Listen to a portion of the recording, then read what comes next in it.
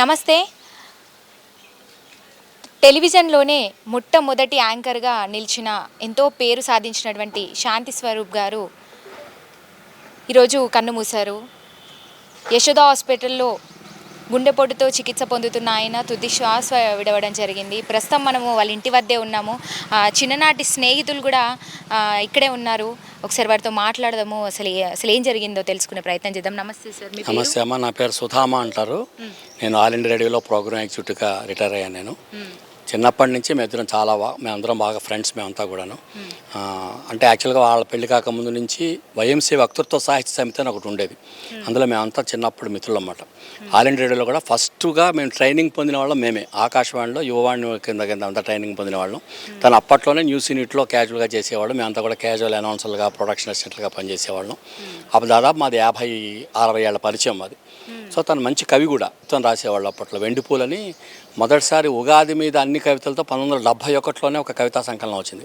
అందులో మొట్టమొదటి కవిత మన శాంతి స్వరూప్దే. అలా కవితలు రాసేవాడు. అలాగే ఆంధ్రభూమి వారపత్రికలో నవలు రాశాడు. తను 2-3 నవలు రాశాడు. మంచి కవిగా కూడా తను మంచి ప్రసిద్ధుడు. తను న్యూస్ రీడర్ మనకి తెలుసు కదా. ఆకాశవాణి, దూరదర్శన్ వచ్చిన కొత్తలోనే మొదట్లో టీవీ బేస్ ప్రొడక్షన్ సెంటర్ అనేవారు. అప్పటి నుంచి తన వార్తలు ముందు క్యాజువల్గా ఉన్నా కూడా తర్వాత రెగ్యులర్ ఎంప్లాయీస్గా వాళ్ళు న్యూస్ రీడర్లుగా పనిచేశారు. శాంతి స్వరూప్ వారి శ్రీమతి రోజా రాణి అని చెప్పి ఉండేది. ఆవిడ 10 ఏళ్ల క్రితం పోయింది. ఆవిడ కూడాను. వాళ్ళిద్దరూ కూడా చాలా మా స్నేహం ఇప్పటిది కాదన్నమాట. శేష జీవితం, స్నేహ జీవితం అని ఇప్పటికీ 3 నెలలకోసారి మేము ఎక్కడో అక్కడ కలవాలని చెప్పి మేము అనుకుంటుంటాం. అలాగే మిత్రులు మా పాండురంగమూర్తి గారు, మేమంతా కూడా వైఎంసీ వక్తృత్వ సాహిత్య సమితిలో మేమంతా సభ్యులు. ఐఏఎస్ చక్రపాణి గారు, ఆయన వస్తారు ఇప్పుడు ఇక్కడికి. సో అప్పటి నుంచి బాగా చాలా సన్నిహితమైనటువంటి పరిచయం అన్నమాట. ఎరా అంటే ఎరా అనుకునేటువంటి ఇది ఉంది.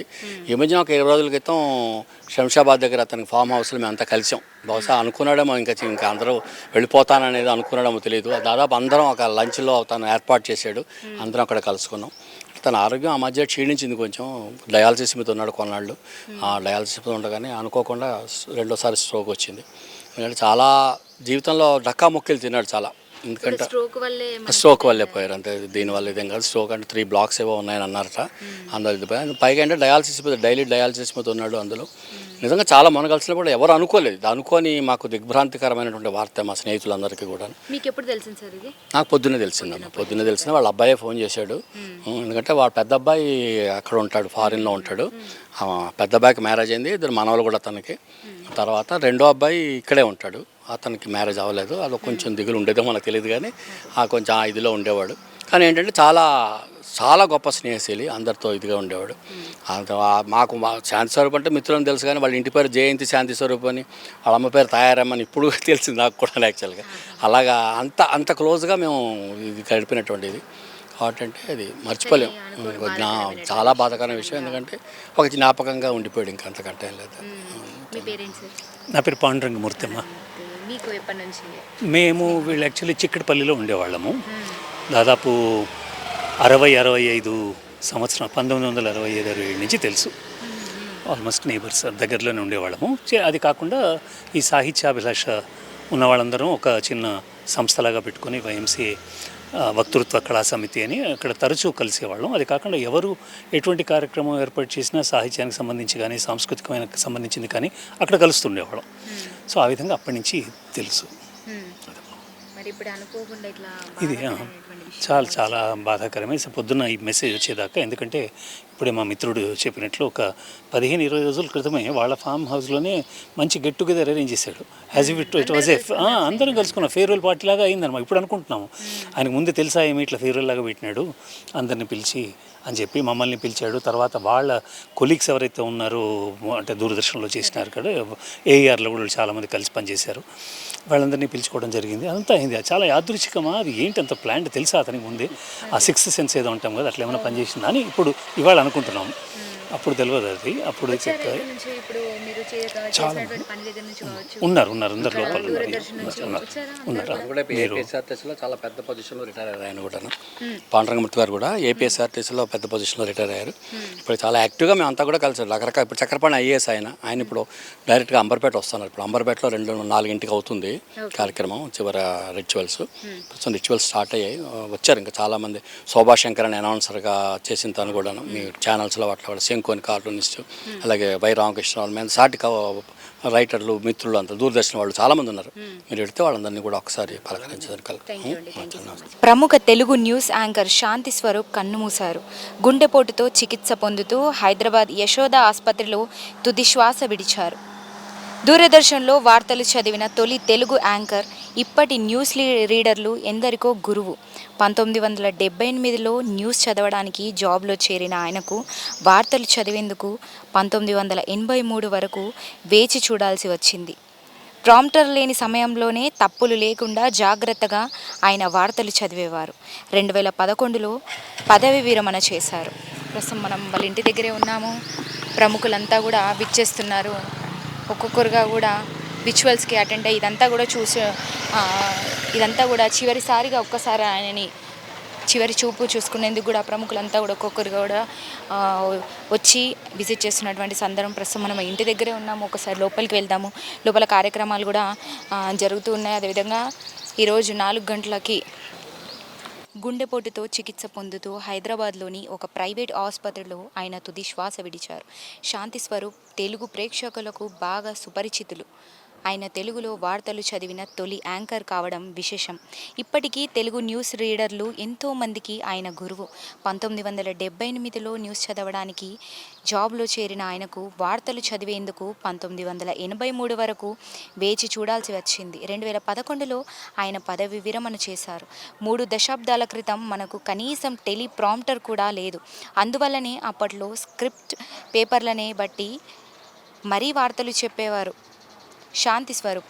ఆయన వార్తలు చదవడం ప్రారంభించిన 10 సంవత్సరాల పాటు అదే పరిస్థితి. టెలిప్రాంప్టర్ లేదు. తప్పులు జరగకుండా చాలా బట్టిపట్టి వార్తలు చదివేవాడిని. మిగిలిన వారు అందరూ భయపడ్డారు, ఎక్కడ తప్పులు చదువుతానోనని అంటూ ఒక ఇంటర్వ్యూలో చెప్పుకొచ్చారు శాంతి స్వరూప్ గారు. వార్తలే కాదు, ఆయన నుంచి రచయితగా కూడా పేరు తెచ్చుకున్నారు. ఆయన నవల భోపాల్ గ్యాస్ దుర్ఘటన మీద రాసిన రాతి మేఘం అనే నవల ఎంతో పేరు తెచ్చుకుంది.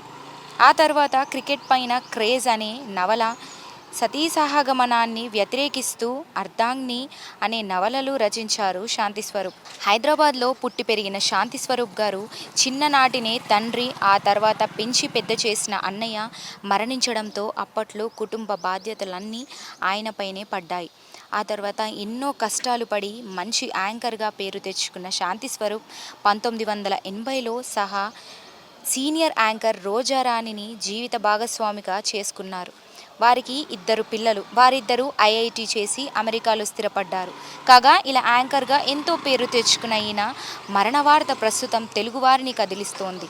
ఎంతోమంది సోషల్ మీడియా వేడుకగా ఆయనకు నివాళులర్పిస్తున్నారు.